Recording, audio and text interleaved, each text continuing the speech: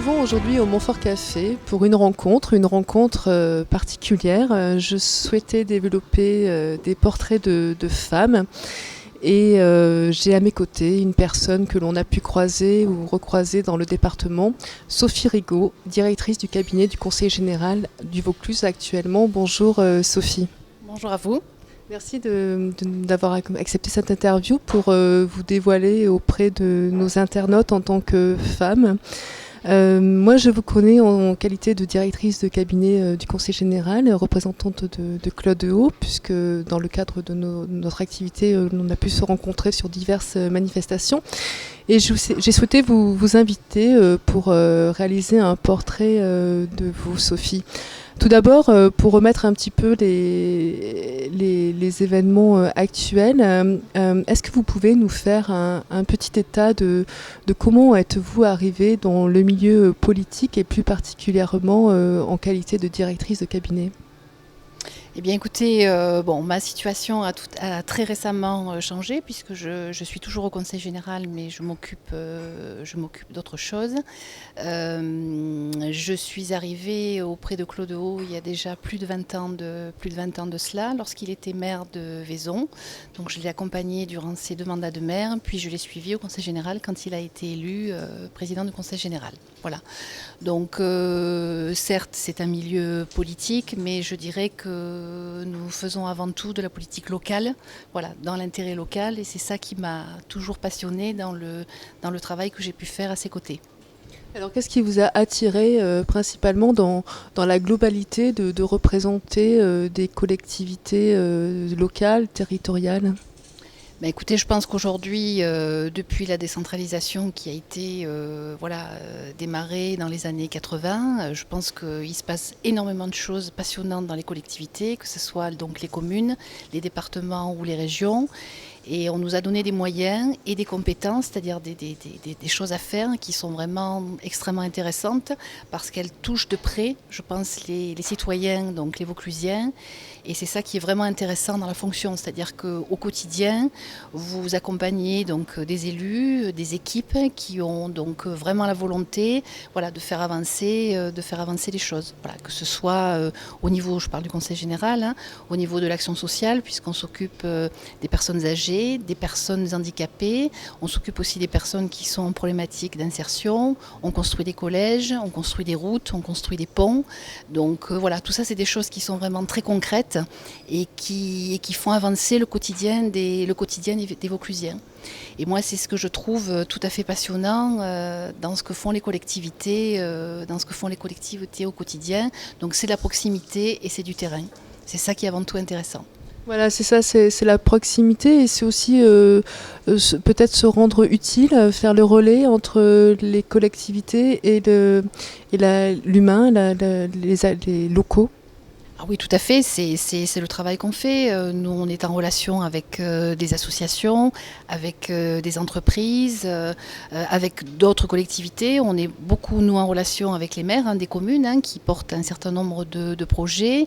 Et donc, voilà, ce sont des personnes avec qui on est en contact au quotidien. Et l'avantage, je trouve, du Conseil général, c'est que nous représentons vraiment la proximité. On peut nous voir au quotidien sur le terrain. C'est facile de nous trouver sur Avignon. Donc, voilà. Il y a un vrai dialogue qui s'instaure avec nos concitoyens. Et voilà, c'est vraiment le cœur de ce qu'on essaie de faire au quotidien. Et moi, c'est ce qui me plaît parce qu'on essaie, nous, de faire passer des messages sur l'action qu'on mène.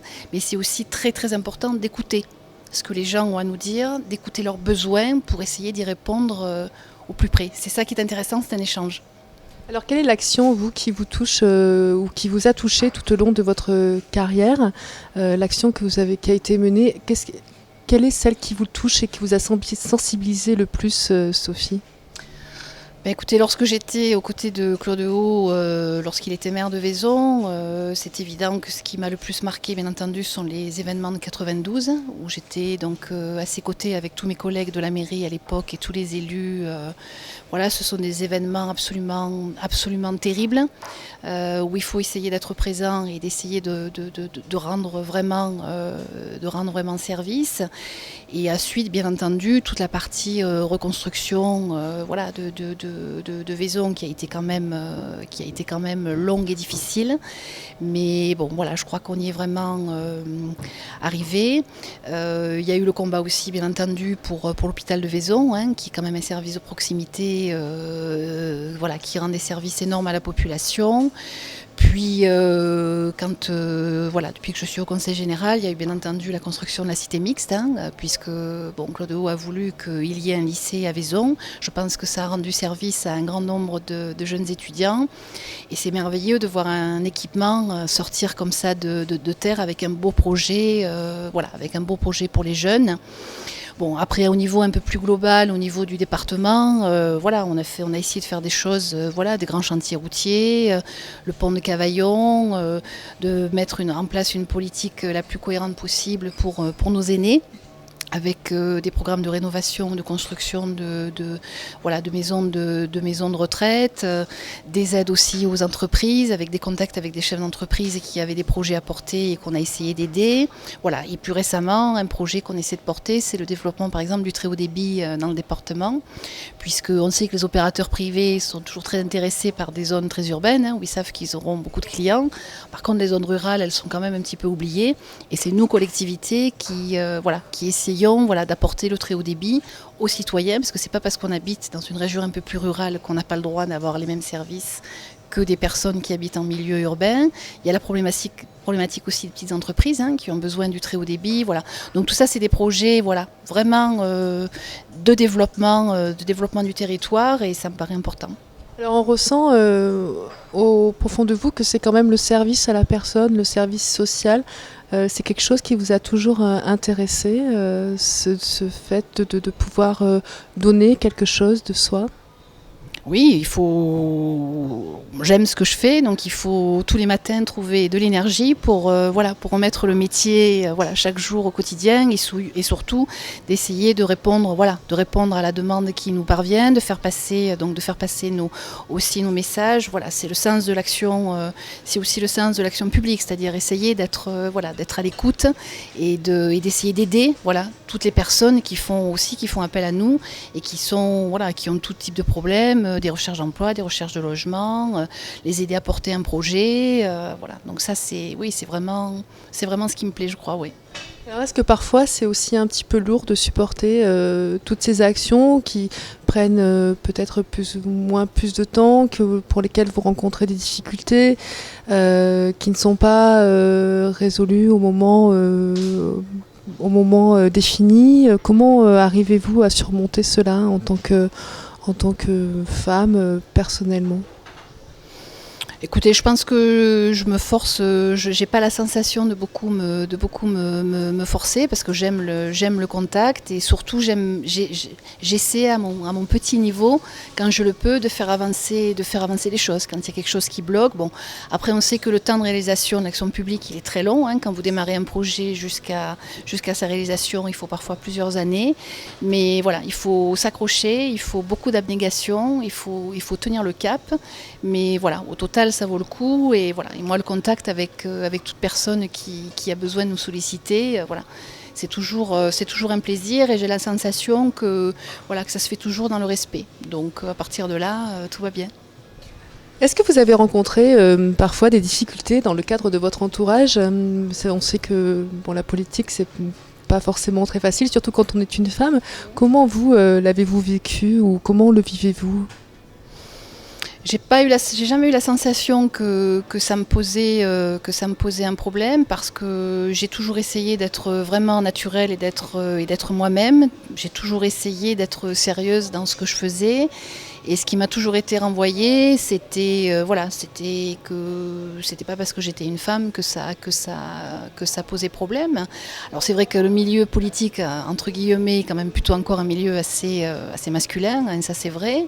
Mais j'ai jamais eu la sensation qu'on me fasse de problèmes particuliers, ou que ma position de femme pouvait poser problème. J'ai jamais trop ressenti ça, quoi. Ou est-ce que même peut-être que ça a été aussi observé comme un avantage, parce qu'une femme a quand même Voilà, on va peut-être être dans le féminisme, mais on a plus la facilité de pouvoir voilà, avoir une sensibilité plus importante. Est-ce qu'au contraire, ça vous a permis d'avoir un atout supplémentaire pour sensibiliser l'opinion publique sur certaines actions ? C'est une sacrée question que vous me posez. Voilà, est-ce qu'on peut considérer que les qualités d'écoute sont peut-être un peu plus féminines que masculines? Je ne sais pas, parce que j'ai croisé moi beaucoup d'hommes qui avaient quand même la capacité de savoir entendre et de savoir écouter. J'ai jamais eu la sensation qu'on venait peut-être plus me parler parce que j'étais une femme qu'un homme. Peut-être, c'est peut-être plutôt aux personnes qui m'ont approché ou qui ont travaillé avec moi à qui il faudrait poser la question. Voilà, j'essaie d'être moi-même, voilà, de donner mon maximum au quotidien et d'avoir beaucoup d'énergie. Voilà. Après, les gens le reçoivent bien ou mal, ça je sais pas, mais voilà. Alors après, je suis une femme, donc voilà, je l'assume totalement et c'est très important. C'est pas toujours simple de concilier voilà, vie de famille, vie personnelle, vie professionnelle, surtout quand la vie professionnelle est très chargée. Mais après, je fais comme toutes les femmes, qu'elles soient actives ou non, où on essaie de se débrouiller et de faire au mieux. Alors vous parlez de vie privée, on va en profiter pour sauter sur cette parenthèse-là. Comment arrivez-vous à vivre Est-ce que vous avez déjà une réelle vie privée? Et comment arrivez-vous à la vivre Est-ce que vous arrivez à oublier certaines actions que vous êtes en train de mener, ou ça reste à trotter tout le temps dans votre tête?